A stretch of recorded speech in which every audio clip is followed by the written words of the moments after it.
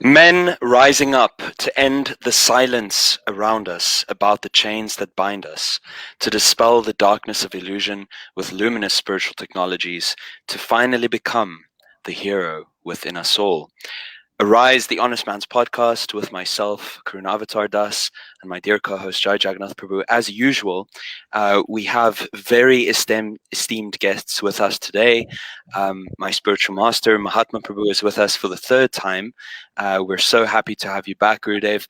And then we also have Jahnava Devi with us, Mahatma Prabhu's wife. And we are going to be getting into a really, really interesting, necessary, sensitive subject matter. Can conscious relationships end? The dynamics of divorce. Before we get there, though, I just would like to give a proper introduction to both Mahatma Prabhu and Jahnava Devi. So I'll just jump right into that.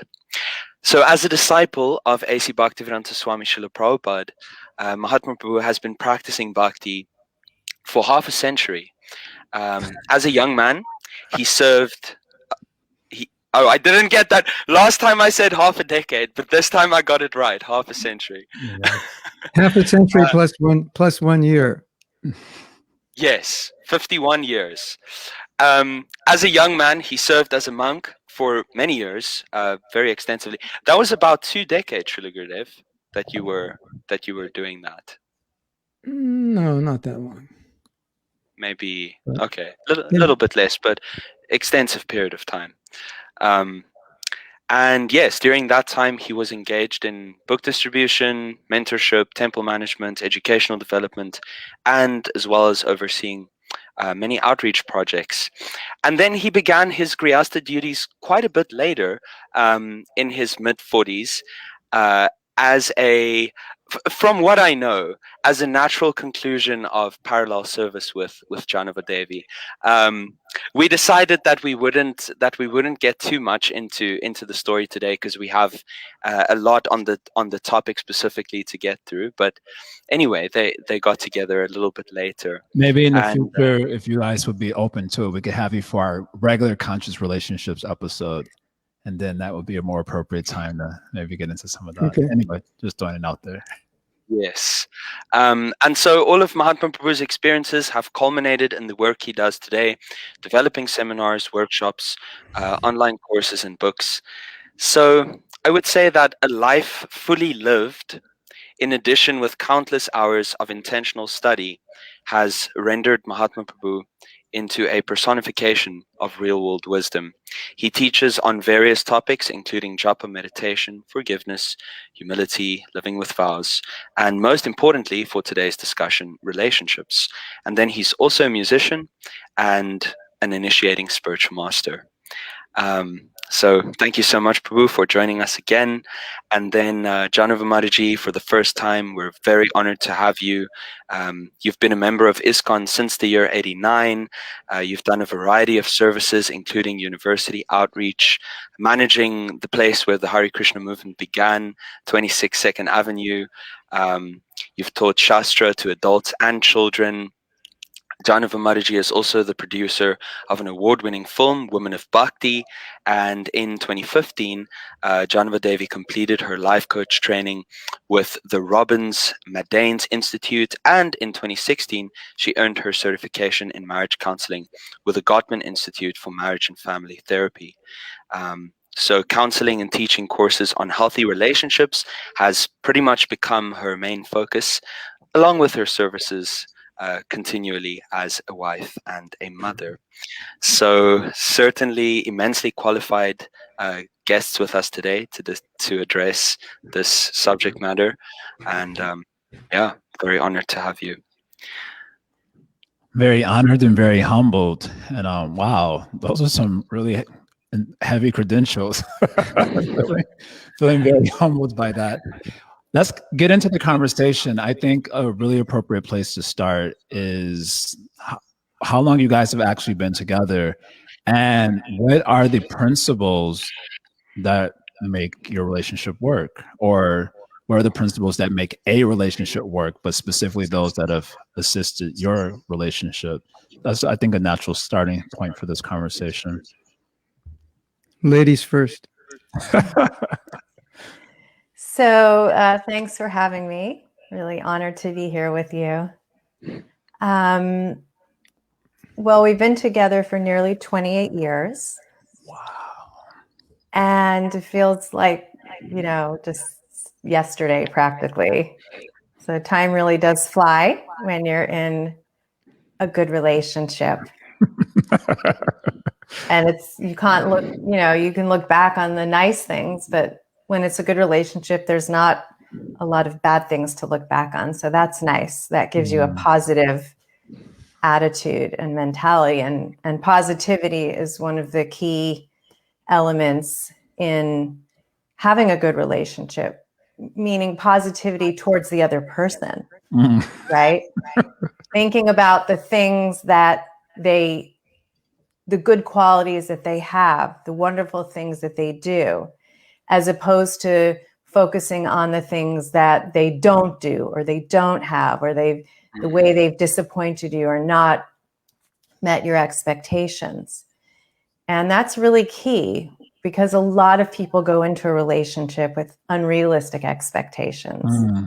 I like to tell my clients that, don't expect him to be Krishna and don't expect her to be Radha, right? This isn't a Radha and Krishna story where, two conditioned souls, two human beings, two bhakti practitioners, trying to purify ourselves together.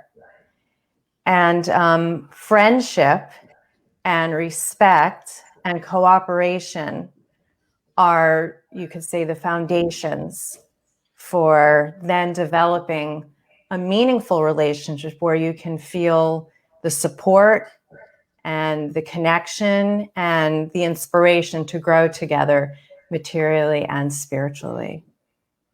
Wow, powerful opener. I'm like taking notes. I'm like, could I just?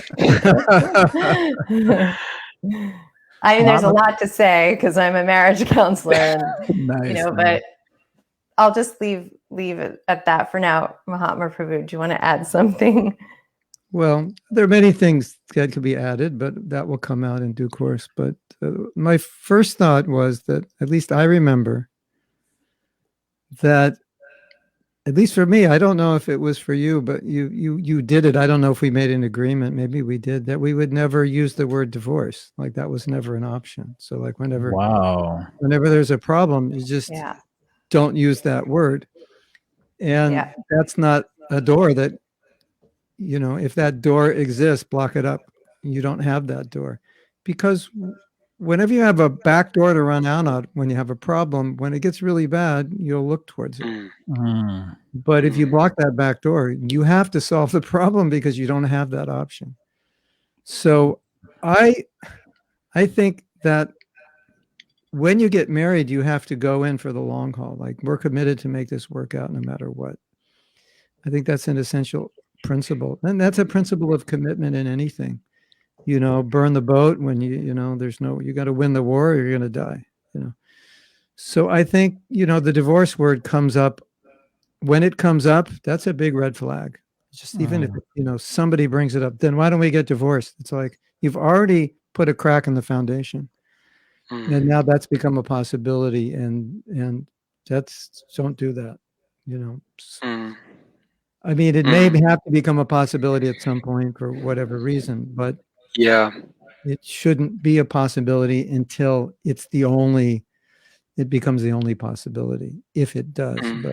And I think Jahnava can tell you that with the counseling she does and the process she learned, you can save most marriages that are headed for divorce, or at least many. With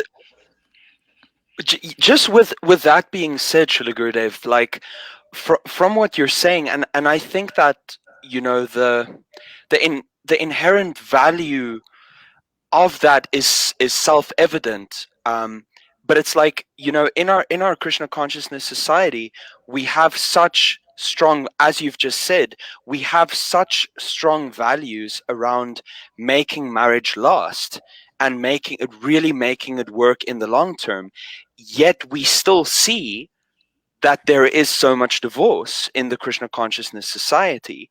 And from many of the stories that I've heard, the reasons for some divorces, just from people's subjective experience of what happened in their marriage, the reasons for their divorce is completely justified, from all the trauma that they've been through. So I sort of want to bring it to like the other side and ask, when is divorce justified, and when it is justified, what could be the reasons for it being justified that you have encountered? Yeah, let's start with the second question first. Just in sequence, what causes divorce? And particularly in the work that you all have done, you've seen very like specific causes to relationships breaking down. So we'd like to hear about that, maybe for starters, before we jump to the when is divorce justified. I'm sorry, I'm triggered because our generation, like our generations, and I'm talking about millennials and after, we've kind of by osmosis inherited a disposable culture. Everything is disposable. And so it's translated into our relationships also. So I just feel like we're almost tuned or wired to jump to that second question. When is it justified though? When is, like, we're almost like, that's where our mind is going to go. And so I want to save that to like the very end, like a 5-minute little soundbite, which it deserves. And not that it should be like an important factor, because as Mahatma Prabhu, you just said, you guys decided in the very beginning, never use the word divorce, because already that's a problem. So yeah, maybe we can start with in your work that you've done with relationships, what have been some of the main factors that have led to the breakdown of relationship that it leads to divorce? Who's going first? You're going. I can go first. Yeah. So usually the breakdown of a relationship happens over time. Right. And it starts when both or one individual feels disrespected, not cared for, and they start to emotionally isolate themselves. And so it's like two people living parallel lives, but they're not connected, right? And a lot of times they make many attempts, what we call bids for connection. And they come in all varieties of ways, like things that you say, hoping that the person will respond, but maybe they ignore you. Or worse than that, instead of ignoring you, maybe they say something really negative and hurtful. Or, maybe you do something nice for them, but they don't notice it. It goes unnoticed, unacknowledged. Or you go to massage their shoulders and they're like, get off me, I'm busy. So we're constantly on a daily basis, like making bids for connection. And when the bids get either missed, which means turned away, or worse, turned against, then the person starts to shut down and they don't feel that the relationship is safe anymore or meaningful anymore. They start to lose hope and then they withdraw. And so those are some really tangible ways that a relationship starts to break down. But there's lots of things that can happen. There's lots and lots of things. And it usually, like I said, erodes, over time. Someone just starts to withdraw emotionally. And then what happens is they start to get their emotional needs met by other people. And then they start to think, what do I need this relationship for? I'm not getting anything from it except pain and hurt and resentment and disrespect and contempt and all these negative behavioral patterns that start to manifest in a relationship that's not working, right? There's actually 4 negative behaviors that relationships, we call them the disasters of relationships, where you see a relationship that's sort of on the rocks. these behaviors are manifesting. It's like a volleyball game, going back and forth between the couples. This is something I teach with my clients and in my workshops. And the good thing is that all of these behaviors have antidotes.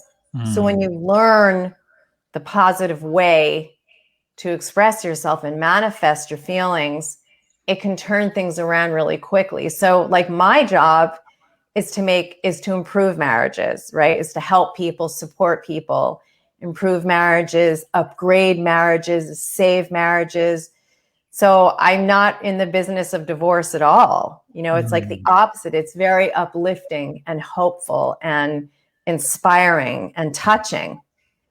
So the interesting thing is that on an average, it takes a couple about 7 years, if they last that long, from the time they identify a problem, what we would say is like a perpetual problem, right? Because there's solvable problems, like a problem and they figure it out and it goes away. Then there's problems that keep coming up. You keep having the same tumultuous, toxic conversation over and over. It just doesn't go away. So these are perpetual problems. So it takes them really like about 7 years from the time they identify that to when they'll go and seek professional help. And that's just too long. Right. Prevention is so much better.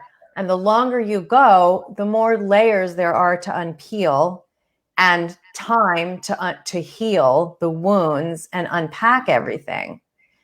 So I'm always encouraging couples, if they're finding things in the relationship that aren't working, that they should seek help, because we're not trained to have good relationships, right? That's not something we learn in school. We don't usually come into the world with that. Most of us don't have good modeling. And then most of us aren't very high on the literacy scale of emotional literacy. So when we're having emotions, when we're feeling things, right? Especially uncomfortable things, we don't know how to deal with them. And so we strike out, or they manifest in a very negative, unhealthy way. And that's strikes out onto our partner.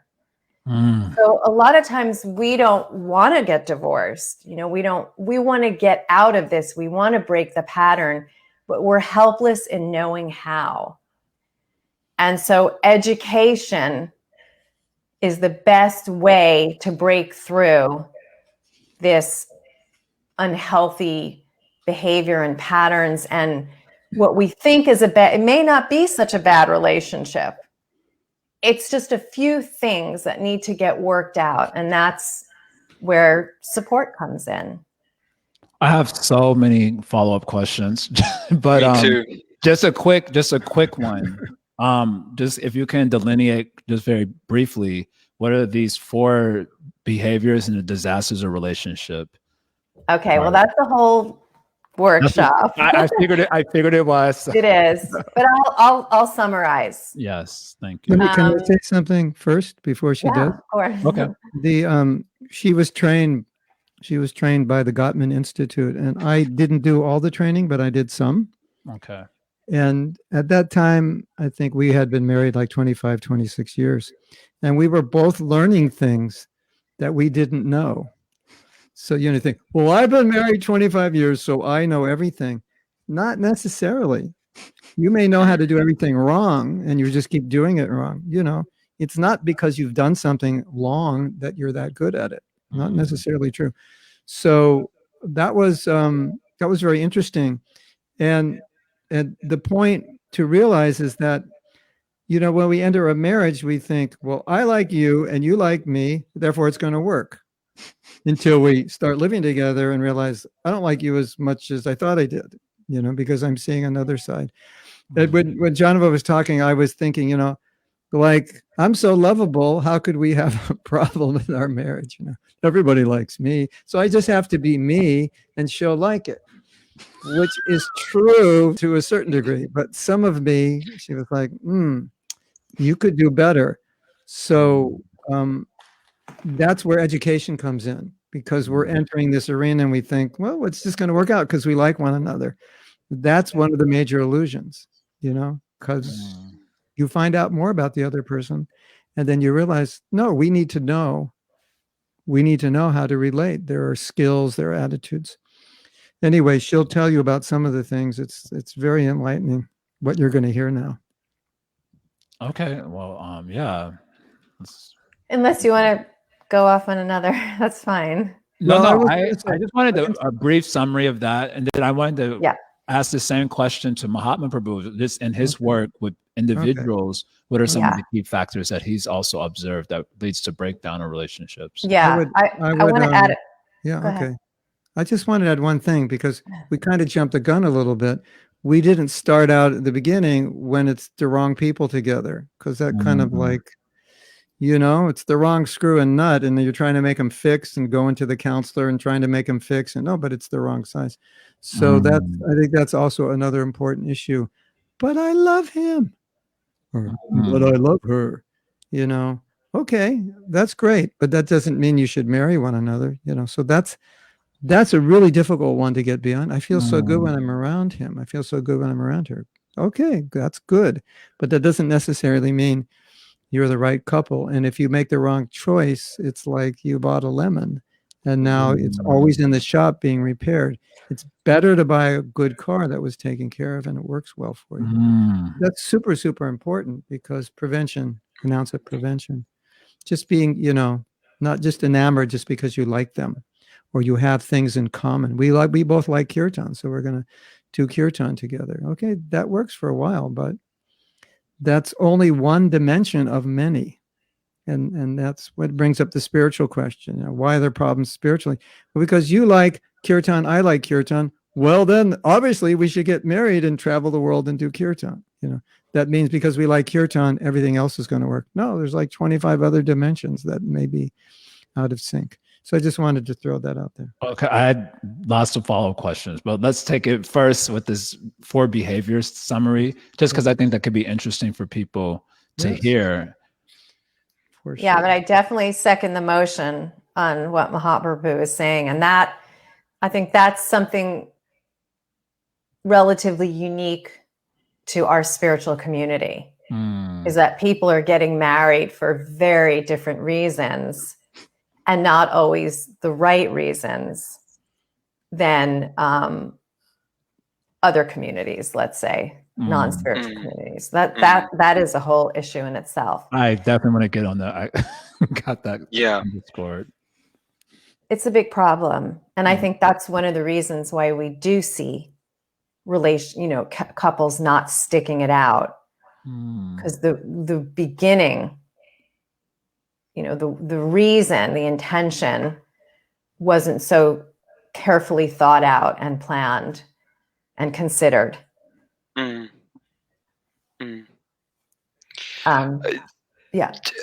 Can we just touch on those 4 behaviors? I'm sorry. Okay.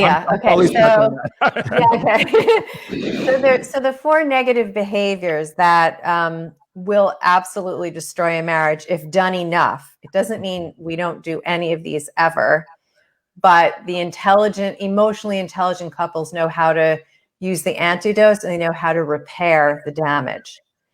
So the 4 behaviors are criticism, defensiveness, contempt, and stonewalling. So criticism is when we attack the character or personality of the person for the reason of the problem, right? So we don't know how to express the problem and what we need. We blame them for it, and we attack them, we criticize them. You're stupid. I can't believe you did that. What's wrong with you? It's all your fault. You never do that. You always do that. I've told you 100 times and you can't remember. You're so lazy.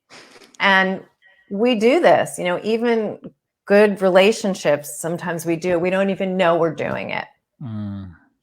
When someone experiences what they perceive as an attack or a criticism, then they naturally, generally, unless they're emotionally intelligent as well in the relationship, defend themselves. So then they immediately deny what they did, even if they did do it, right? Or they turn it around. Well, maybe I did, but look at what you did, right? Or it's not my fault, or an excuse. Yeah, I did, but you don't understand how busy my day is. What did you do today? You know, so they just start defending themselves. Then there's contempt. So contempt, the data shows that contempt is the most toxic behavior of all, and it's the greatest predictor of divorce. So contempt. Oh, in regards to the criticism is when you have like a superiority complex, right? You think you're better than the other person. You're smarter than them. You know how to do it better than them. And contempt is like criticism on steroids. So it's, you know, it's just a blatant put down. And we find that in abusive relationships, the abusive partner uses contempt constantly to put them down, to break down their sense of self. So they really lose that sense of esteem and, you know, ability. And contempt is totally toxic. So it's just putting someone down constantly and making yourself feel much better about yourself and making them feel much worse about themselves. And it's not only verbal, but it can be with like mocking someone, like imitating the way they do something because you think it's really dumb, or rolling your eyes like, oh my God, I'm so stupid, or sneering, some little rude kind of sound that comes out of your mouth of disapproval, right? Then the fourth is stonewalling. So stonewalling is when you get so emotionally charged because there's some kind of miscommunication or argument or, you know, very unpleasant back and forth going on. You don't know how to deal with it. You actually become emotionally surcharged. And so the heart rate starts beating really fast. The pulse increases. Some people might find themselves sweating. They're actually about to have like an emotional meltdown. So the way we manage that as human beings is we shut down, we withdraw. And so we may be physically present, but we're not emotionally present. So somebody may be saying, and you did this and you did that, and I can't, and I don't, and you're hearing it, but you've checked out. And all you're thinking is like, shut up, please stop. I can't take this anymore. When is this going to end? And you're afraid to say something because you're afraid if you do, it's just going to add fuel to the fire. Some people, they just can't even stay in the same room as the person anymore. So you run out and shut the door and slam it. But you've checked out. Or it could look like a deadpan, right? So you're just like, you know, they're yelling at you. You're not looking at them. You're looking at the floor. You're looking at the wall. You're just checking out. So criticism is when we attack, make ourselves feel better than the other person. We attack their personality or some vulnerable quality that they have, and we blame them for some situation. Instead of just dealing with the situation, you make them the problem. Defensiveness is when you are unwilling to take any responsibility for what's happened, and you flip it around by playing innocent victim, by blaming.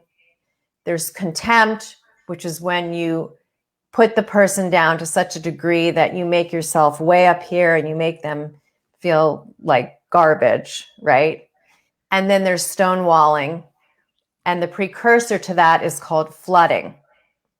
So flooding leads to stonewalling. And that's when you don't know how to communicate anymore. You're basically in self-survival mode, right? You have to just self-soothe. So you just cut yourself off. And data shows that men tend to do stonewalling more. They have less of that emotional capacity to engage in a difficult, maybe unpleasant exchange. So they just, they close the door. And these are the 4 behaviors that have shown with 650 couples research that long story short, Dr. Gottman spent 3 years observing 650 couples coming from all different kinds of demographics in an apartment for a weekend. And they observed the couples. It took them 10 years to analyze the data. And with 93% accuracy, based on those 4 principles and a few other things, which we can't get into today, they were able to predict which couples would still be together and which ones would have dissolved. And they checked back 10 years later with all the couples. Based on these 4 accuracy, they were right. Based on these 4 principles, right? Yeah, the 4 behaviors. Dr. Gottman calls them the 4 horsemen of the apocalypse. Because the apocalypse is a biblical term that means the destruction, right? The end is near. So he called them, those behaviors can predict that the end is near. And then there were 7 more principles that I teach in my course, which is based on this, called the 7 principles for making marriage work. So the couples, who were still together, minimal 4 horsemen, knowingly or unknowingly, were engaging in those 7 principles, which make marriages succeed. Wow. So it's quite scientific, actually. Yeah. I'm kind of blown away, actually, how scientific it is, actually. I just thought, I like you, you like me. It's supposed to work. I'd like to come back to that question, Mahatma Prabhu, that you brought up and you seconded the notion, Jahnava, this idea of the wrong people coming together. And Jahnava, you made the point, and it kind of makes sense to me, that this is probably precisely why we see divorce so high in spiritual communities like our own. And I thought the reason why that made sense to me is because I have heard probably 1,000 times in our communities, by the Krishna principle, you can transcend all, all sorts of things that aren't compatible. So you look at a couple, and like sometimes I've seen with friends, like, I don't think y'all look compatible. Well, it's the Krishna factor. And by the Krishna factor, you can transcend, all sorts of incompatibilities. And the statistics show us that either the Krishna factor isn't really working out too good, or maybe we need to have a better approach to our, how we enter into relationships. So I think in our community, that's one factor. Plus, culturally speaking, the inheritance of just like broken relationships in our stories, in our music, and our movies, and all the various sort of cultural edifices have given us in our generations this sort of broken thing. I don't even know if you can really call it a relationship anymore. It's just like this broken old archetype that doesn't really work anymore. So we have that inheritance, and then we have this idea that Krishna will help us transcend everything. That doesn't seem to be working. So I like to, maybe we can unpack this a little bit more. Mahatma Prabhu, you brought up this particular point, so maybe we could start with you. Maybe unpacking this. What does it mean, the right people coming together? Like, what does that even mean anymore? Mm-hmm. Well, when you were talking about the Krishna factor, it's true if you can get it into 4th gear, but I think most devotees can't get out of 1st gear, so there's not enough Krishna factor. There are marriages with Krishna factor in 4th gear that weren't so compatible, but those devotees are still together. It's not like they have a bad relationship. It's just they never had a really great one because they were actually the wrong people. So it can work, but for most people are not that Krishna conscious. Yeah. Keep it real. I want to bring up an additional point because I think Jahnava wants to talk a little bit more about the spiritual, because she deals with all kinds of couples coming together for the wrong reason. I want to take it to a little different topic, equally important and definitely relates to this, is the individual not being ready themselves. It's not like the other person is wrong or incompatible. It's me. And I may be compatible with that person, but I'm not emotionally mature enough yet to be married. I need to be healed. And I was listening to the wisdom of the sages, and Raghunath gave a good example. It's like two people coming together who are both in debt and they want to get married. And he said, maybe you should get out of debt first. So he used that as an analogy of two people who need to be healed, who come together. And it doesn't work. And the classic example is two people who have low self-esteem, who therefore are depending on the other person to build up their self-esteem. And that is like a textbook example of disaster. So that's one point. And the other point I think Jahnava was alluding to, and I have a lot of experience of, is okay, maybe emotionally I'm okay. All of us can grow more for sure. But I'm just not, I don't know anything about relationships other than relationships with men, which is pretty easy because we just call one another dirty names and beat one another up and we all laugh. So, you can't do that with a woman. Or the woman has the way, she emotes with her friends, and she's doing that with a guy, and he's like, is this all you want to talk about? Yeah. So, and then we think, well, I have good relationships with the same sex, so I should have good relationships with the opposite sex. But then when you get married, you see, no, I'm playing a different game here, and I never actually learned how to play this game. And I thought I could play it because I played well with the same sex, or I had friends of the opposite sex, completely different. When you're together, husband and wife, that's a unique game, and you've never played it before, even if you had a girlfriend or boyfriend. Well, you didn't live together. If you didn't live together in a committed relationship, you didn't fully play it. So I think those two things are extremely important. You want to learn how to play the game before, you want to learn how to box before you go in the championship fight, and you want to work on yourself. And what happens in marriage is inevitably whatever you need to work on, it's going to come up because your spouse is a mirror to that. And a lot of times what happens is you blame, like Jahnava was saying, you blame your spouse for being the mirror because they're shining the mirror on you and you don't like them. And so you don't realize why you don't like them. It's just because they're pointing out what's wrong with you.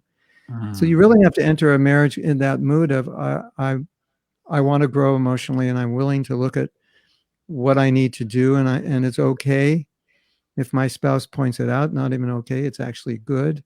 Grateful for that. How else would I learn? Who else is going to point it out? These kinds of things are important. I know you're speaking from personal experience. Well, I think it's I'm true really for good everybody. at that, aren't I? Every wife is good at it. I'm not just pointing at you. Every wife has vested interest in seeing her husband be better. But not every husband takes it well, because if the husband's too much, I'm in charge, I'm the man, then he can't benefit from that. And sometimes Jahnava does it with me, and I just laugh. It just becomes funny because it's right, and I know it's right, and so I just laugh about it. I go, yeah, you're the only one who's going to tell me. So if you can take it that way, it's great, because who else is going to tell me, that I said the wrong thing in a class. I'm sorry. I didn't realize this is got so much juice in it. Okay, we want to come back to this wrong people coming together due to the spiritual thing, and you've given that question to Jahnava to really expound upon. But right before we get into that, just on the self-work that needs to happen, growing emotionally and learning how to relationship part, where are we supposed to get that? Because it seems to me the old world, people were getting married by the time they were 20. That was even in the Western world, it was very standard to get married very young. And of course, in the Vedic culture, we hear how young they're getting married. And so that means, if that is true, that means they were getting it from their communities around them. where you Yes. have proper families. Yes. But that's not how we get information now. So how are we supposed to grow emotionally and learn how to relationship in time, so to speak? Okay. Here's my take on it. Okay. The self-development industry was necessary when the family fell apart. Because ultimately, if you analyze what you're learning from there, it's just like what your grandmother would have told you, or your uncle, or your older brother, or your father, One time, someone gave me a whole series by Tony Robbins. And I was listening to that, and I was thinking, I learned all this on Sankirtan. So, it's like how to think, how to attitude, So you're in a situation, and there's your aunt, your cousin, your grandmother, two grandmothers, grandfather. You're protected. You have a problem, you go to them. Plus the context, you're living in this extended family. You're not going to have like a big fight with your wife. And if you do, the referees are there. They'll intervene. They'll help you. So I think the world of self-help, marriage counseling, and all was a necessary ingredient because of the breakdown of the family. Both structurally and just the degradation of Kali Yuga, because my generation was the first generation just that, it was the relationships were primarily based on sex, not commitment. And so, if you're born of parents like that, even good parents, you may inherit some of that mentality. Like you're saying, it's the culture. And I think one of the most important things that we can do as individuals is see where we need to grow, see where our weak spots are, and find out someone, some course, some devotee, secular person, whatever we need to do to fill that spot. Because if we're not healed in that area and we're not mature in that area, it creates so many unnecessary problems. I read in a book written by, who is that author who wrote The Road Less Traveled? Scott Peck. I was staying at a devotee's house, and there was some other book by Scott Peck. I open it up and say, oh, what's this? First thing I read is, adults do not emotionally mature beyond the age of 11 unless they work on themselves, which explains why we see adults acting like kids. And it's like, he's acting like a kid and he's 46. So when you get married, it really becomes, like Jahnava was saying, defense is a typical thing kids do. You shouldn't do this. Well, you do it also. You did it first. That's what kids do. And so when you're aware of these things, you catch yourself doing that. I remember one time Jahnava gave me some advice and I got really upset. And about 3 minutes later, I went and apologized. I said, it's just, I've never been good at taking advice. I always figure things out myself. I'm very independent, and I just want to apologize because I know it's my nature. So at least to be self-aware of what you're lacking on is so important. At least you can apologize for acting that way if you can't even make it better. It's just, I know I shouldn't do this, but I do it. And just please understand, be tolerant. At least that much is I believe is very important. So emotional maturity, such an important element of everyone's life. So I'll end there. And then, is that okay? That was great. I just like the idea of do what you got to do to grow emotionally and learn how to relationship. If you got to go to a secular party, whatever, but do what you got to do to fulfill that requirement and to replace what's missing because of the broken home. Very practical advice. Yeah. I want to tell you something that I have experience of lately. I work in a group called Sabah, and we're starting to institute certain IT technology to help us work better. Okay. And then we were just meeting today with Gauranga, and Gauranga saying they're rolling out a class on leadership, and so much of this has already been figured out in the IT world and the leadership world. It's just techniques that move things faster. And when I look at them, I go, I would have never thought of that. This is an ingenious system. You meet this way, you say this first, you do this, you take the material to this committee, they do it, then you take it to the group. It's like a system. So in the same way, like Jahnava was saying, marriage has been studied by Gottman. He knows it's just, this is how it works. Just follow it. So learn from them. We can learn, of course, from devotees, the spiritual side, but sometimes we definitely need a more scientific, systematic approach that just makes it like, oh, you just do this, and you see your wife or husband responds positively. Oh, I wouldn't have known that.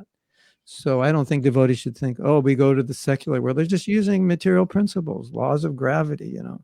I can't learn the law of gravity from my physics professor because he's not a devotee. I'm going to jump off a building. You know? No, you know, that would be foolish. So I don't It's think so funny. We can't go to the secular people to learn how to have healthy relationships, but I don't mind watching a series of something on Netflix where I can learn how to be unhealthy. So let's go back to this other question, Jahnava. We would like to really kind of unpack this idea of the wrong people getting together, which is kind of I would probably even say a novel concept for a devotee community. You're a devotee, I'm a devotee. We're going to transcend. Yeah, I mean, this is just my observation, right?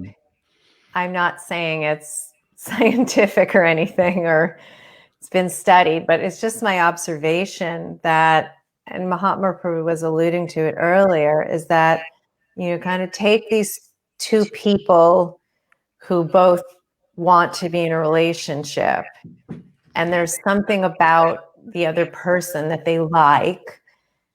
Mahatma was saying, you know, being around them makes them feel good, or we have these certain things in common. We both like kirtan, and you know, we're protected at that moment in that time by this kind of spiritual Krishna bubble. And so it just seems like, yeah, let's get together. Let's make this work. We're both want to be good devotees. We respect each other. We're good in our hearing and our chanting. We want to become pure devotees. What could go wrong? You know? But anybody who's been around long enough will tell you that it's just not like that. That's not how most of us have to. That's not the journey that most of us take in our spiritual life, right? There's ebbs and there's flows. You know, there's high times and low times, and we all bring with us our material personality and nature, which really never goes away. And sometimes we put it on the back burner when we're in this very immersive point in our spiritual life. You know, it's like back there, but you know, it's just not really coming through because we're really focused on our spiritual life. But it will come through. You can be sure of it. You know, when you're not under the protection of your little bubble of being at the temple or being in this yatra or being at that festival or being at the Holy Dham at the Mayapur Academy or whatever, you know, when you find yourself in your home with this person trying to figure out how you're going to support yourselves and raise your kids and you navigate your way through your days and your weeks and your months and your whatever you've had, that's what you bring to the table. You know, that's what's going to be of use or of not of use. And then your background, you know, like I work with couples a lot who come from really different backgrounds. So there's cultural challenges and obstacles. And it doesn't mean you can't get through it. But these are things that especially young people who are in that Krishna bubble, they don't think about that. You know, they don't think about how all of the material reality is going to come into play. And then they're just not going to know how to work through it. So, you know, I'm of the opinion that couples should wait. You know, if they think they're the right couple to be together, this is just my personal opinion, and anybody can disagree with me, but I always encourage them to wait longer than they would like to.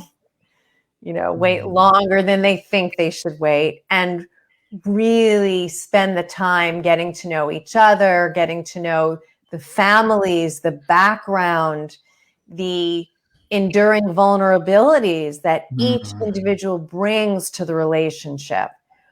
Many couples I work with come to the table with trauma, with background trauma. It's more common than not. This is what I'm finding with people probably, you know, 35 and under or something. I mean, I haven't come up with the numbers exactly, but I'm finding that the younger couples many of them, it's not to say older couples haven't had trauma, but Kali Yuga is progressing, right? So I see that many people come with background trauma, and they bring that with them, so, and a lot of times the other person didn't even know about it, or they never bothered to meet the family, or they just never bothered to get I feel like background information is important. It's not to judge, like, oh, you're sinful and I'm not, or you did more of this than I did. It's not for judging purposes. It's for understanding purposes.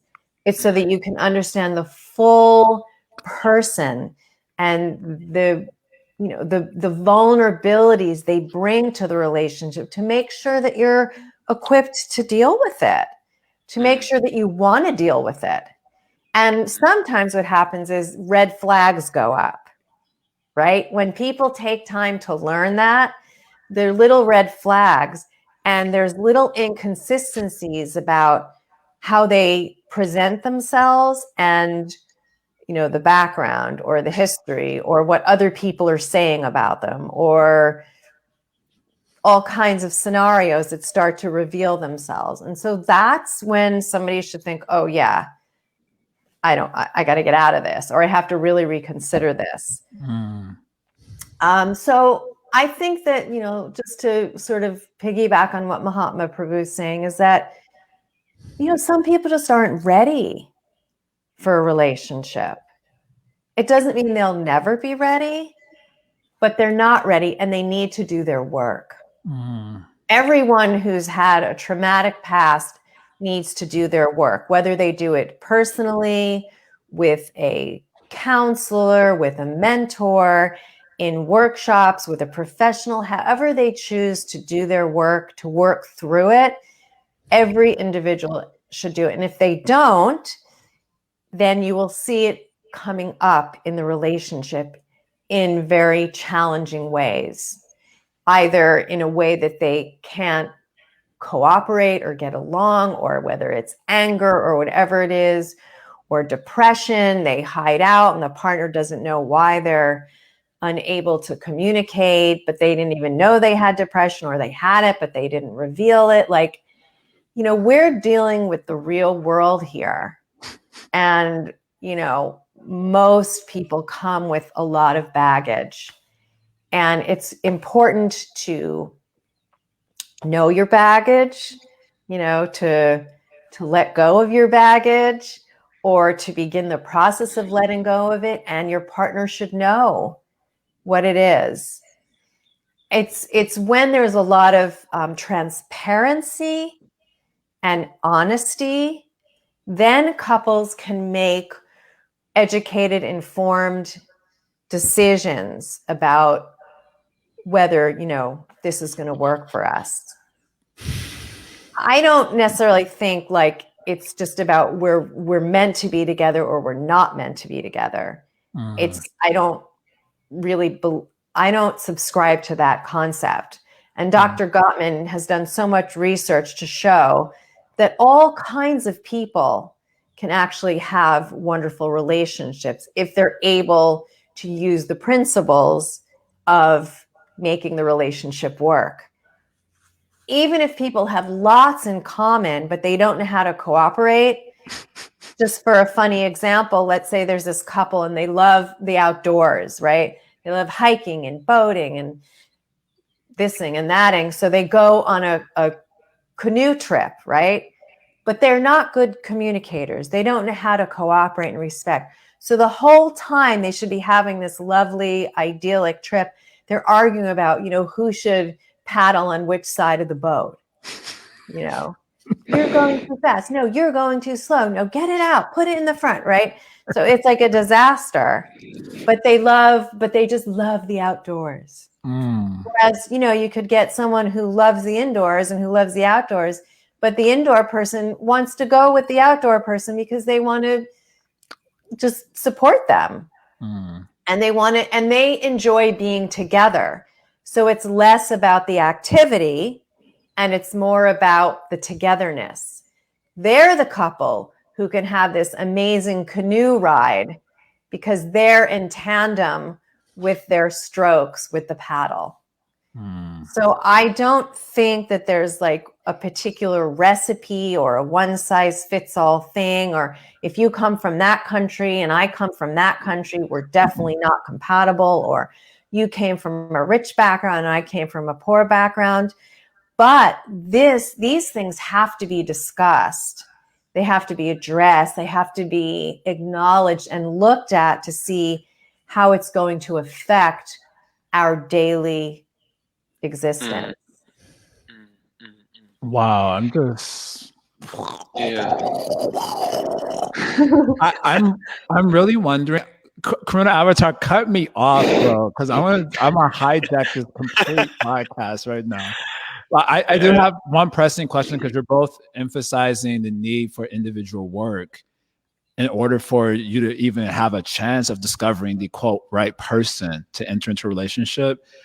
And I'm wondering, especially this is the Honest Man's podcast, I'm wondering, do you have a sense of the loss of gender roles really impacting the sort of work that you would do on an individual level to prepare yourself for entering into a relationship? I feel like the old world, whether it worked perfectly or not, they had a lot of clarity around gender roles. So it made it super clear when you were growing up how you might prepare yourself, at least as an archetype to sort of mimic until you actually enter into a relationship. This is my role. But as starting probably, I mean, it started mid 20th century, but especially by the millennials and Gen Z, our culture is very androgynous. I call it the androgynous generation. And so there's no clarity on anything, including gender roles. Even the whole concept of gender is now being deconstructed. There's up to 93 genders there on certain concepts. And so without a clear sense of gender roles, how's an individual supposed to prepare themselves, at least kind of stepping into an archetypical man, woman, so that you could be that for a relationship? I was wondering your views on that, because I feel like that is a huge issue for our generations. We're so androgynous now. Even the whole concept of gender can be a problematic. I mean, we know there's calling a woman mother, for example, that somehow has become a huge issue for reasons I think are fair and reasons that I think are wild. But so yeah, I'm wanting to hear, because you're both emphasizing the need for individual work, and it seems without the assistance of a sense of a sort of gender role, does that complicate the sort of work that one would do? That's, I guess, the question I'm curious about. Can I answer and then you go? Sure, of course. Okay. So I look at it, there's three elements here that devotees have to contend with. There's three realities in relation to gender and just in relation to figuring out how to make that work. So there's the now, the then, and the Krishna consciousness. So let's look at then. So in traditional cultures, or in, let's say, more traditional cultures than the culture now, right? Like we're looking at generations ago, even in the Western world, and then even more traditional cultures going back. Marriage and family was so different than it is now, right? So people generally were born in a village or a town or maybe even a city, and they stayed there. And they got a local career, profession, or job. They stayed in the vicinity, maybe even within the building or the house of their elders and their extended family. And couples came together, especially we're talking like an agrarian culture. They came together for the purpose not of enjoying each other's company or making the other person happy, but it was a contract to take care of the land, to have kids so the kids could help take care of the land, and to continue on life and survive, right? And that's where the concept of we grow and we love each other, right? You grow and love each other. Love grows. That's where the idea of love grows came from. People just got together for practical reasons. The D word was never there, hardly, right? And they made a life together, and they were focused on something much bigger and greater than themselves. There was no Valentine's Day. There was no idea of this, idyllic, fantasized, false sense of romance and soulmate. In fact, soulmate was not meant for my partner. It was meant for God. God was my soulmate. God filled the hole in my soul, in my heart. God was my soulmate. God gave me bliss, not my partner. My partner was just the person that we worked in tandem together to make life as good as we could. And the thing is, it worked. It worked. If you look back and you see, it worked. And now what we have, as you're talking about, these current generation, is unlimited amounts of choices and decisions, because all the rules have been broken, all the boundaries have been shattered, and now couples have to decide everything. Where are we going to live? What kind of job are we going to get? Are you going to be the breadwinner? Am I going to be the breadwinner? How many kids? Who's going to take care of the kids? And the gender role thing, are you going to stay at home? Are you going to take, it never ends. And on top of that, if that person doesn't fulfill all of my needs and make me feel whole and full, then there's something wrong with them. And that means there's something wrong with the relationship. And that means we should probably get divorced. Oh my God. That's the mindset of the current climate of relationships in the world that we live in. And, there are some freedoms, there are some improvements, let's say, women's rights and, opportunities to get out of abusive relationships. And, there's some good things, but there's so many difficulties, right? I don't think it's proportionate. Then you look at the Krishna consciousness paradigm. And if we're using the old sort of Vedic paradigm, it's very, very defined and very traditional. But it's sort of also up for interpretation. Kind of depends on which part of the world you're from, how long you've been a devotee, who your spiritual master is, who your peers are. And it's really not good, but it is what it is. So let's just look at like the North American version, okay? Or I'll say the healthy version, maybe not North, but the healthy version, the more evolved version, which I think devotees, especially the senior devotees, have learned over time that we can't take everything literally face value out of the philosophy. We have to use our intelligence and see, how does this work? How do we apply this? So in that way, I still, I like, I'm kind of an old fashioned girl. I kind of like the old fashioned way, that the man is the protector and the provider and the supporter. I like that. It leaves the woman the space and the opportunity and the time to really focus in on her children and not feel that she has to work. Okay, if she wants to, fine, but she doesn't have to. And then there's not this like financial strain. And when there's financial strain, there's 6 or 7 things that cause strain in relationships, and finances is one of them. So I like that. And I like the idea that the woman, it reciprocates. So she's soft and she's gentle and she's feminine and I like all that. She speaks nice words. I'm not saying I always do it, but I like it. I love the idea that she's there to make her man feel strong and and healthy and powerful and good, and I just love it. I really do like that. How much it can work, I don't know. We have to adapt it, but I think that's nice. It's not always going to work. So then we just have to look at the reality of like, okay, how do we adjust that paradigm? But maybe the guy, he's like a Mr. Mom. And maybe the woman, she's just this powerful go-getter attorney. So, this brings up like the varnashram thing, right? What's my nature? I shouldn't suppress my nature just because I'm a wife or just because I'm a husband. It's all about working together and cooperating. And we should all do what we're best at. So if I'm best at going out and being a high-powered attorney, I should do that.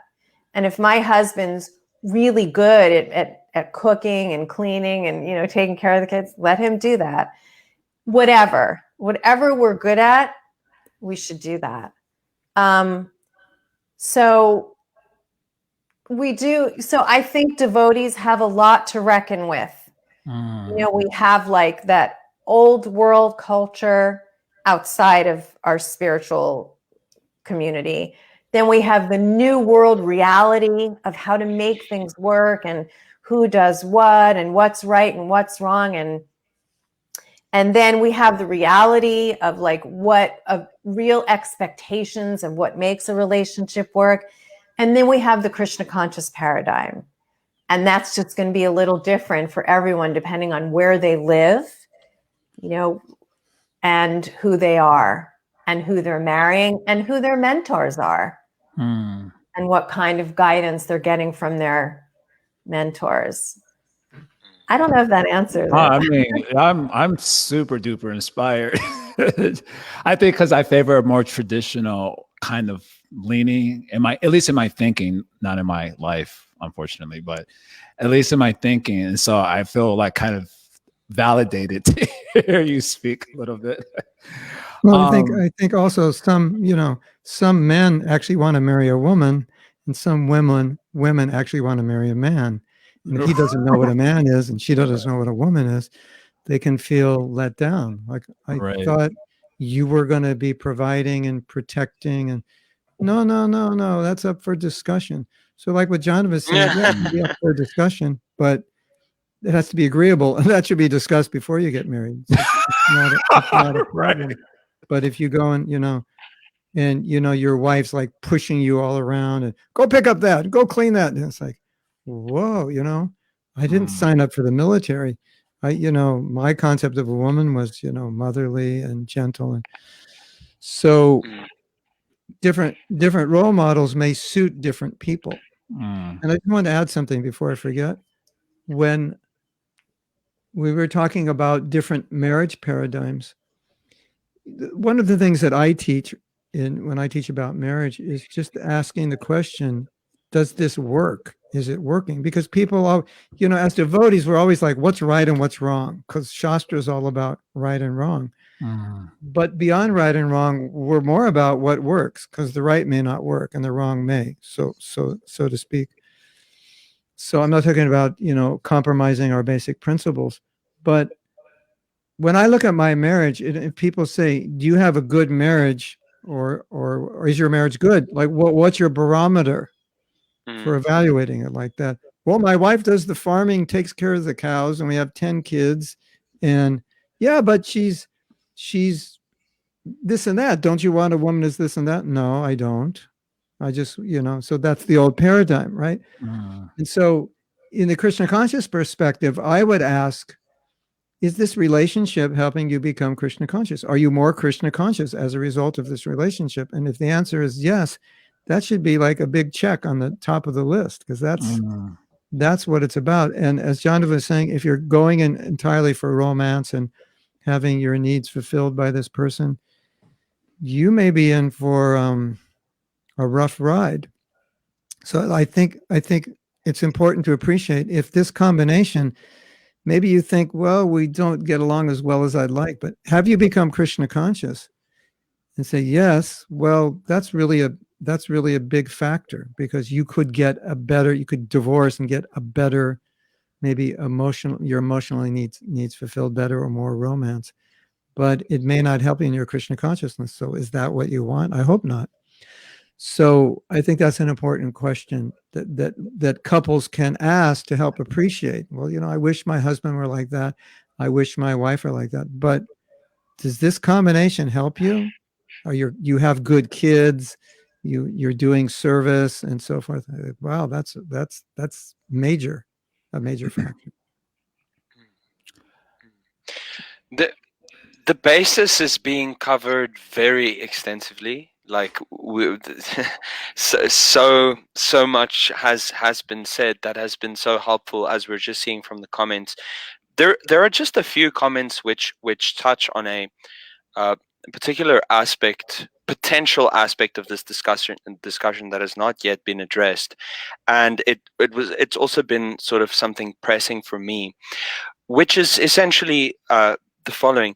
Jahnava Mataji, you, from what you've shared, the principles that you've given, it really pertains to like the human condition, to human beings. Like the principles that you've shared applies very broadly across the entire spectrum, regardless of whatever religious community, whatever sort of like a milieu within the greater society you find yourself in. It's just human interaction and principles that pertain to that. But I really want to hone into our Krishna conscious society, and just in alignment with some questions that were asked a little bit earlier, like for instance, Robert was asking, would reasons for divorce differ from within the Hare Krishna community and ordinary society? Like, what would be some Hare Krishna specific conditionings and character phenomena that really become very problematic within relationships? Like, I'll give an example, for instance. Like, a man may enter into the relationship with an excessively detached mentality, right? On the one hand, he wants to be the controller, but on the other hand, he also wants to be detached, because this is not the ultimate goal of life. Like that kind of thing. Sort of in that vein, like, what are the, because it is clear, I've heard some really crazy stories, and I'm sure all of us have, of what's happened to people and the kind of things that were done to them by their partners, or not done for them by their partners, that are like standard essential stuff. I think you're getting the gist of what I'm asking, because these things really need to be addressed, and there are definitely themes, universal themes. I'm just going to reflect that real quick. So you're asking, are there Krishna conscious specific things that we've learned that are almost like sabotaging our ability to have successful relationships? And the evidence seems to demonstrate that there's something that we might be getting in our culture or misunderstanding in our culture that's not going to allow us to be successful. Yes, and also certain kind of like universal character traits within the community. For instance, like a too large amount of men entering into a relationship not having taken proper self-responsibility, or like whatever it may be. Yeah. That's it. Yeah. Who you want to go for that, and I'll go after Mahatma Prabhu? Okay, I have to get. I mean, I can say something if you don't. If you keep that, yeah. You know how he goes. He has to think, and then all these amazing thoughts come out. Where for me, it's just like, well. Okay. Okay. Go. Yeah. So for me, I just think, right off the bat, abuse, physical, mental, or emotional, mental disorders. Those are reasons that anybody should feel justified in having to break off a marriage. And then I think too much detachment is a kind of abuse. If somebody, first of all, you shouldn't get married if you think that you're going to get married and then be detached. I mean, what That's a conundrum. That's an oxymoron. You are attached, and that's why you get married. And then through regulated behavior, you slowly become detached. But it's a slow, gradual process. It's not, there's no point. If that's what you think, you're going to get married and a year or two later, you're going to be detached. Just don't do it.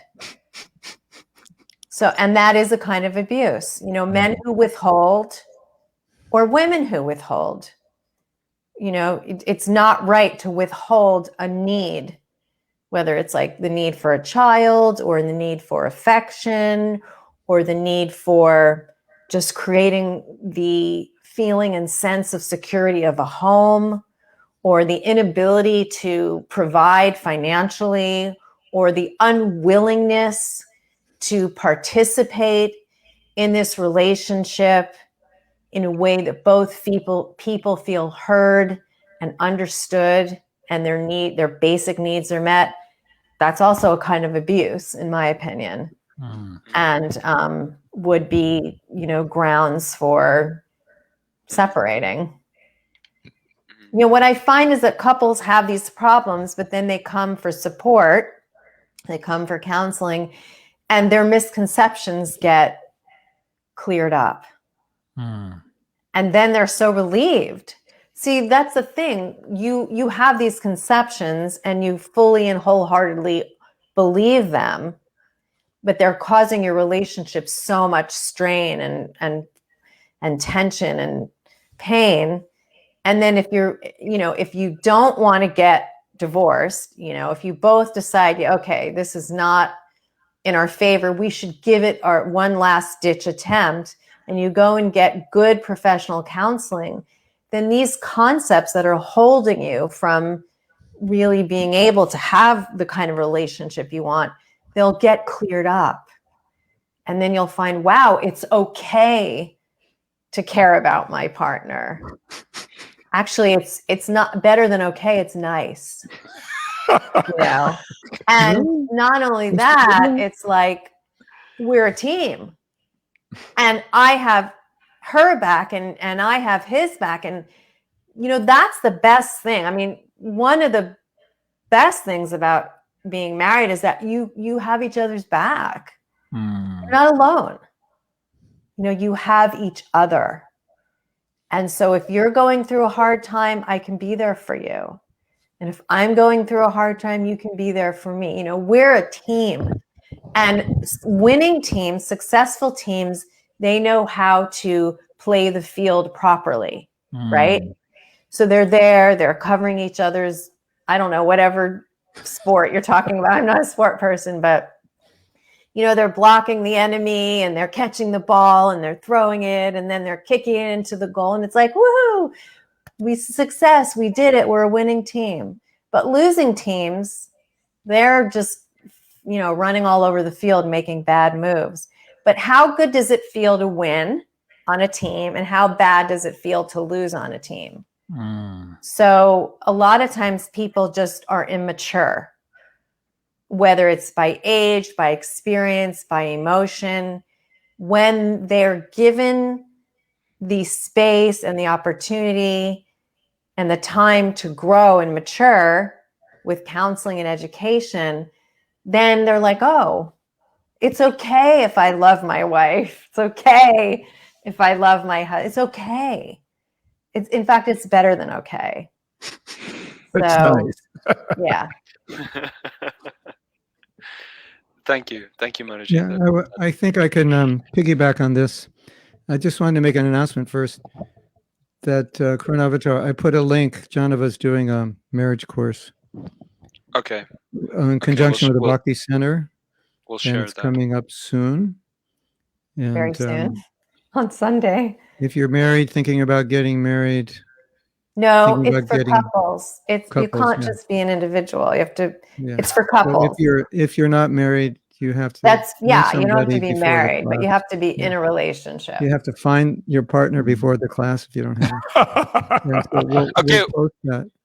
We'll plug it again at the end, but I just want to say, since we're mentioning it now, it's via the Bhakti Center on Sunday from 10 a.m. to 1 p.m. That's EST, right?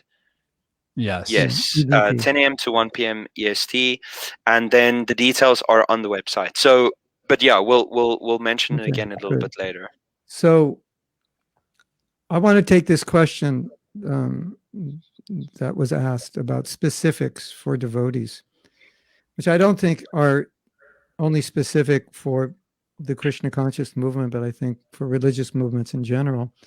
And I think Jahnava hit on it, misinterpretation of scripture. So, and then the traditional roles. Well, I'm the husband, so I'm Kardama, and you should be like Devahuti, who just basically, if there's anything to eat, there is. And if there isn't, there isn't. And if there's a place to take a bath, there is. And if there isn't, there isn't. And that's the example of Shastra. So, you should just follow me, and I'm doing my tapasya, and you should, just do whatever tapasya I do. And so we've seen a lot of that. And there's, unlimited ways, of course, you could misunderstand scripture. So you need, younger people need guidance, especially from mature devotees who understand Shastra, because it's very easy to misapply. You can understand a philosophical principle, but application, all hell sometimes lets loose in the application. Now we have an example sometimes we see of this, which is really, it's so unfortunate and unfair for women, but sometimes men who have heard that it's better to be single realize they can't be single, and so they decide to get married only because they can't be single, and also to get it over with ASAP and get out of it ASAP, which is obviously a very awkward way, to say the least. I'll be polite and just use the word awkward reason to get married. But we see that how many people process the philosophy and or how they are trained makes them quite unsuitable to have a good relationship. And like Jahnava says, when it's cleared up, and no, it's not about that. It's okay to be attached. Not as only it's okay, it's quite unnatural not to be, but not so attached that you are going to deviate, but attached in a way that helps you, and you actually need this, and you recognize that you need it, and it's not something you're going to get out in 10 years, but you're going to do this full. And then you get the guys who, well, I'll just do it in 10 years and not have kids. And women generally want to have kids, and it's unfair to the women if you don't give them kids, and that causes divorce quite often. The guy just says no, or vice versa. He wants kids, she won't do it. But misunderstanding of the philosophy on the practical side, I think, is, you can just go down the list. I'm in control, submissive wife, do whatever I say. And then that borders on abuse, physical or verbal abuse, or even eventually sexual abuse. I'm the man, you do whatever I want. And I want to have sex. No, but I'm initiated. I don't want to. No, I'm the man. Like, you can just extend it. Everything can be misused. So I don't want to point out specifics. I would just like to point out in general that anything empathetically and in a compromised way, giving and taking and fulfilling the needs of your partner, it's not Shastra. And don't think it is, and don't shoot all the shlokas that mean. Like Jahnava said, it's not about me, it's we. If it's not we-oriented, give and take, sacrifice, recognition that I need to be married. This is the ashram I need to be in, and I need to do it right, not to do it in a strange, awkward, so-called renounced way. Anything other than the compassionate, empathetic, compromised, self-giving, it's wrong. It's not, you can't, and you base it on Shastra, then it's double wrong or triple wrong or quadruple wrong, because now you're using the Shastra that is meant to awaken love of God to demean another person. I want to tell a story. This is a beautiful story. I was there. This devotee, he had a 1-year-old child, and he wanted to leave his wife to take sannyas. And she was, even though she had this child, she would go out every day, 2-3 hours distributing Prabhupada's books because that was her service and she was attached to it. And she would have someone take care of the child for a few hours and go out. So she was a good devotee, very, very good devotee. And he was a good devotee also. And so he said to Prabhupada, this household life is getting in the way. And Prabhupada said so many things to defeat that nothing can get in the way. But one of the most significant things Prabhupada said, have you read that verse in Bhagavad Gita where Krishna says, one who puts no one into difficulty is very dear to me. Did you consider, hello, anybody home? Did you consider your wife, that you would leave her with a 1-year-old child, and how much difficulty would that put her in? So I knew this devotee and I knew what he was thinking. He was thinking about himself and his spiritual life, and he felt he made a mistake in getting married and he wanted to take sannyas and spread Krishna consciousness all over the world. Take sannyas, spread Krishna consciousness all over the world. That's glorious if you don't have a 1-year-old child and you're not putting your wife into distress. So that kind of immaturity and perversion of the philosophy was very prevalent in the early days. Unfortunately, it's still prevalent in some places, especially places where there's not a lot of senior association or a lot of people wise about what Grihastha life is. So it's actually dangerous. Shastra can be very dangerous because you have to have a very mature, refined, nuanced, brahminical consciousness and experience with the world to really interpret it. And so these are natural ways people will interpret it, and that you get so many problems. And who suffers the most? It's the women, because the women are much more mature than the men. The women don't think like that. It's all the men that think that way. The women don't think, I'm going to get married and we're going to preach all over the world and we'll never have kids and we'll live under a tree. Now that's how the guy thinks. I mean, a few women think that way, but after 3 years of marriage, the women at a certain age think, I was so stupid to think that way. So it's really the problem I see is the men with these crazy ideas about. It's so interesting hearing your perspective, Mahatma Prabhu, because it's making me think why scripture. When you said you were learning scripture, it meant you were going to a guru to hear in the old world. And there weren't so many books. So there was really no other option to learn scripture other than to go to someone who could teach you. Whereas nowadays, when we say I'm studying scripture, it means I'm reading some books. And which leads, and so it leaves a lot of room for this sort of misinterpretation, especially like our scriptures are dealing with the world of transcendence. And the whole talk about the conventional world is very peripheral. So you're left, that leaves so much room for like extrapolation and interpretation for how you're supposed to deal with the conventional world, when the whole focus of the literature you're studying is about transcendence. And so the archetypes that are being esteemed are those who are primarily focused on transcendence. That doesn't give you a lot of insight to work with the conventional world, but then you're taking it as an absolute reality because it's in the scripture, and then so much confusion comes up. I just kind of wanted to reflect that and appreciate why to learn scripture in the real sense means to hear from a qualified teacher, basically. Yeah, I'm going to add a little chili sauce to this to make it even more clear. Then you have the example of your father or the absent father. You have the example of your father. Hopefully it was good example, but if it wasn't, that's in there. You don't even know it's in there. It's just in there.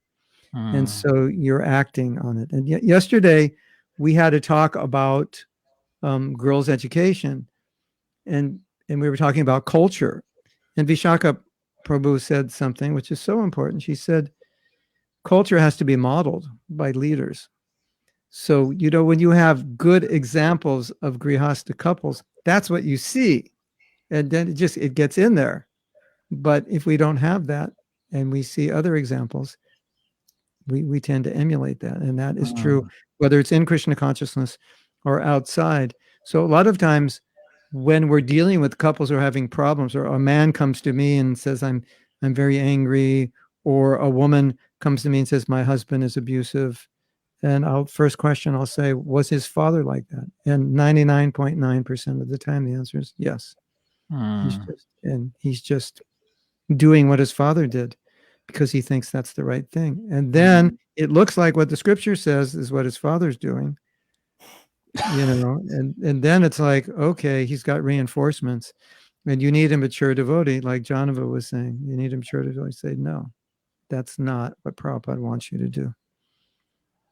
There's so much more that probably needs to be said, that should be said, but I can't believe an hour and a half is already up. Like that flow. So I just have one final question personally. Karuna Avatar, I don't know if you got something also, but it's a more of a simple, very kind of practical question.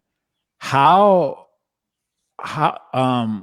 could we, as men, this is the Honest Man's podcast, and I want to hear from both of you on this question. What is it we can do for one another in order to assist one another and being the types of men that we need to be to either enter into relationships or to maintain them? Like, from your years of experience and working with so many couples, I'm sure you have opinions about this also. So what is it we could do? I'm talking younger guys, also older.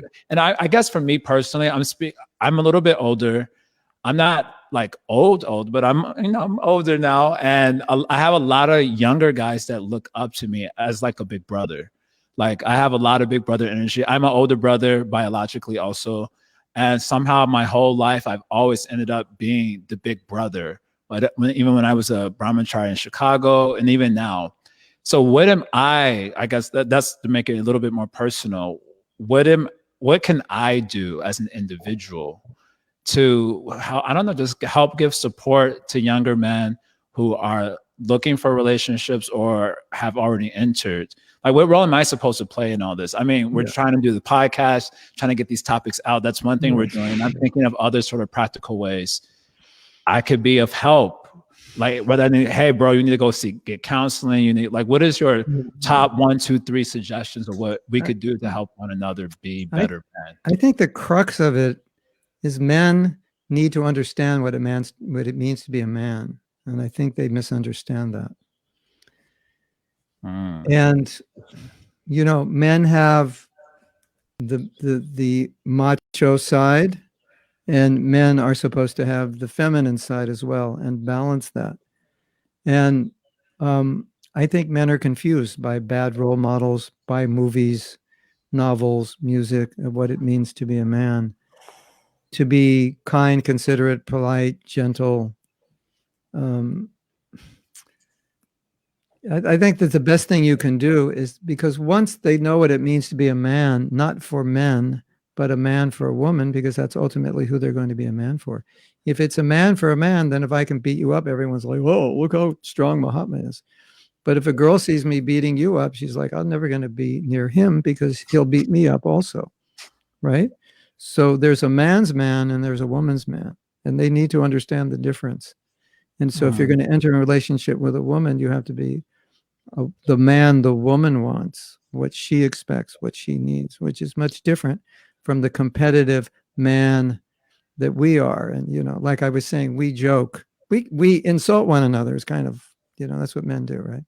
Do you ever insult your friends and just laugh, and your friend laughs? Try that on a woman. See how that goes over. No, it doesn't work. So men need to know the difference between being a man's man and a woman's man. And I think that's the big problem now. And everything we discussed, or most of it, evolves around that misidentification of what it means to be a man and a husband and a father. Not the way necessarily your father was a husband and a man and a father, but the ideal, both from a moral, ethical, and spiritual level of what. Well, here's the other idea. Maybe this is the kicker. The future of the world is really in the hands of the mothers and fathers. And if you can't set a good ideal for your son or daughter, you're messing up the world. Just being realistic. And if you can set a good idea, a good example, you are helping the world. And so this is where I see the problem is bad families. It's like they never got trained. They didn't have good examples. They don't know what it means to be a man, don't know what it needs to be a woman. Then they can't teach their kids what it means to be a man and woman. They can't show them. And then we get generations of children who are confused, emotionally disturbed, don't know what is dharma, and so forth.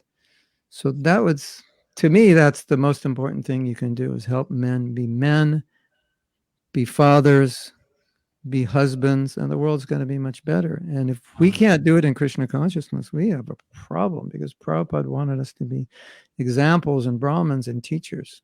And Prabhupada said, we are meant to be examples, and you're all getting divorced. He said, what kind of example is this? So he was really concerned. So let us be examples of being a man for Prabhupada. That's what he wanted, what he expected. Jahnava Devi, some inside. We want this side of you. Well, that was so nice, Mahatma. Well, a couple of things. One thing is, I think you're already doing a lot. So I just want to acknowledge everything that you already are doing. And you're probably helping and modeling so much more than you even realize. So continue to do what you're already doing. Another thing is to let men know that it's okay. Like if they don't know what to do, and it's okay to reach out for help and support. There's nothing wrong with them. It's not unmanly. It doesn't make them weak. It makes them honest. And in counseling, there's a big difference. There's a misconception, and men especially have an issue with this, that they think weakness is unattractive. And it is, but the thing is, they mistake their weakness for vulnerability. Vulnerability is a beautiful human quality and emotion, and there's nothing more attractive to a woman than vulnerability. It doesn't make them weak. It makes them accessible. It makes them human. It makes them lovable. So men should know that vulnerability is an asset, and not to be afraid of being vulnerable and not knowing and needing help. That's not weakness. Weakness is cowardliness. When they hide behind a false exterior of strength and power and like macho-ness. That's weakness. But strength is when you're willing to admit that you're sad, you're lonely, you're afraid, you don't know, you're not all powerful and perfect, and you need help. And then thirdly, is to remind men and women both that however they treat their partner is really just a reflection of how they're treating Krishna. So they're so interconnected. If you have a good relationship and you're caring for and serving and respecting and your partner, if there's a very good chance you're also doing that in your devotional life. But if you're not doing that to your partner, there's a very good chance that your devotional life is also a bit of a sham. And so we need to remind each other that, this sounds so threatening, but Krishna's watching. Krishna sees, Krishna knows, and he doesn't like it when we mistreat or neglect our partners. But when he sees us caring for them and treating them nicely, he dances in joy for that. He's jubilant. He feels happy. And so if you want to make Krishna happy, then work very hard on your relationship and making that a good, happy relationship. Try. Wow. Thank you very much. Yeah, that was a very On point, conclusive ending. Before you close out, Karuna, I just want to apologize. I know I probably hijacked the thing. I had like 150 questions, and I only was able to ask like 5 of them, and still I hijacked it. So please forgive me for that. And sorry, guys, we can't have even a longer episode. We need at least 5 hours to really get to the tip of the iceberg, but we only got an hour and a half. And thank you so much for sharing your wisdom, both of you. I'm inspired, and I feel kind of enlightened a little bit from all that you've shared today. Just want to give my personal appreciation. There was so much that came out. It's interesting though, because we didn't really speak about divorce all that much, like divorce per se as a phenomenon, as something that happens a lot, and which is, I guess, completely fine, because on the contrary, on the other end, what was discussed is what are relationships really about? What should they be? What makes them not work? And I guess then, the phenomenon, widespread phenomenon of divorce becomes null and void if those principles are followed. So anyway, I think we can leave it at that. A lot of divorce is unnecessary. Yes. That's the point we wanted to make. Right. And I think we did discuss, we know what causes divorce. Right. We did discuss that. And I think you wanted to also at least help people understand that at some point divorce may be the only option, and they shouldn't feel guilty about it. They've tried everything. So, my philosophy is try everything, do everything you can to save it. But if it's detrimental emotionally, physically, spiritually, you may have to separate. And if that's the case, don't take it as, just this is what life is dished out, and learn from it. Yeah. And don't live in eternal guilt and regret and so forth, but go forward in your Krishna consciousness no matter what. I think we wanted that to come out. We didn't talk about that, but that's also important. Chai. All right. There are various pointers at the bottom of the screen. Mahatma Prabhu's website, mahatmadas.com. There's so much going on there, and I also want to say that there's like one tab on the Grihastha Ashram, and so many incredible resources and writings, and like a lot that can be found, including the premarital questionnaire, which is super helpful for couples getting into things to be discussing.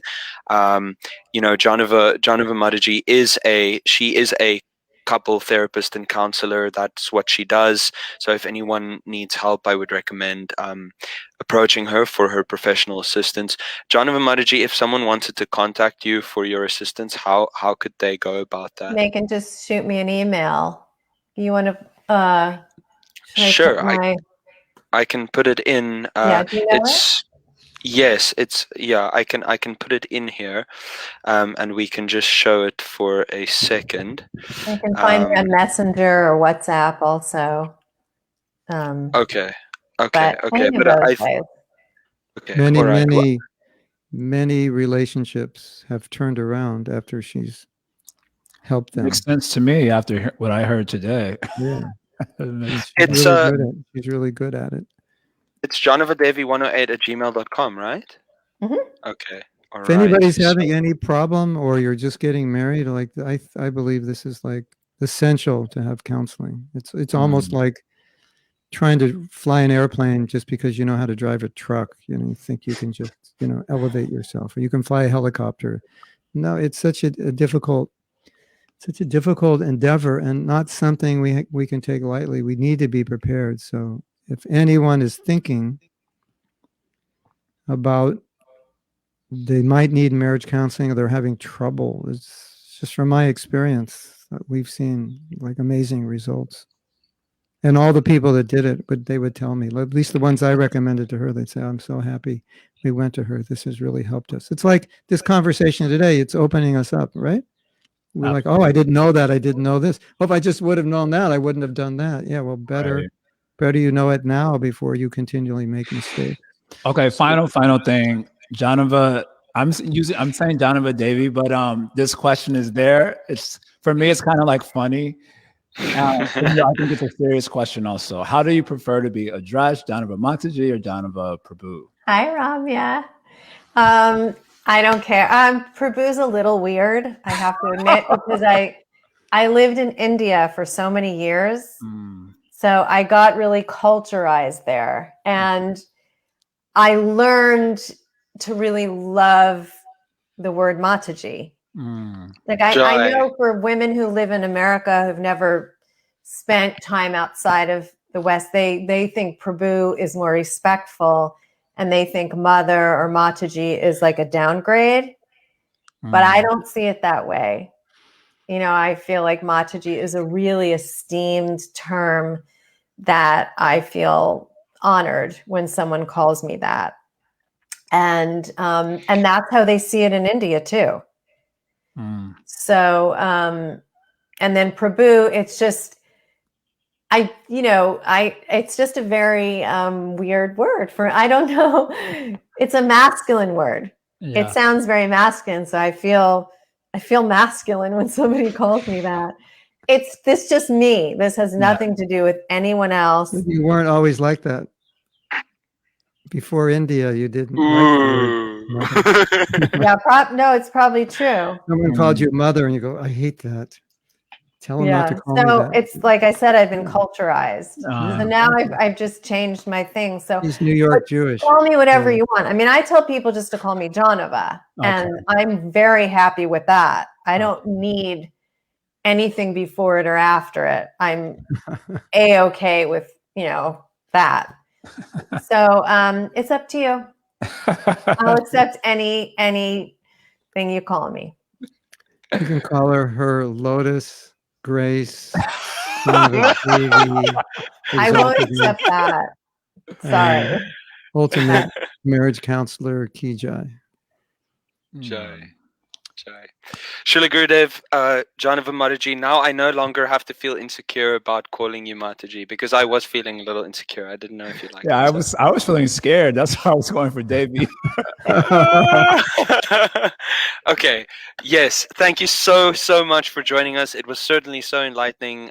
So many encouraging comments from the comment sections. So thank you everyone for coming. That's about it. We're out of here. Thank you. Hare Krishna. You could just stay on for a second. We'll just end the broadcast.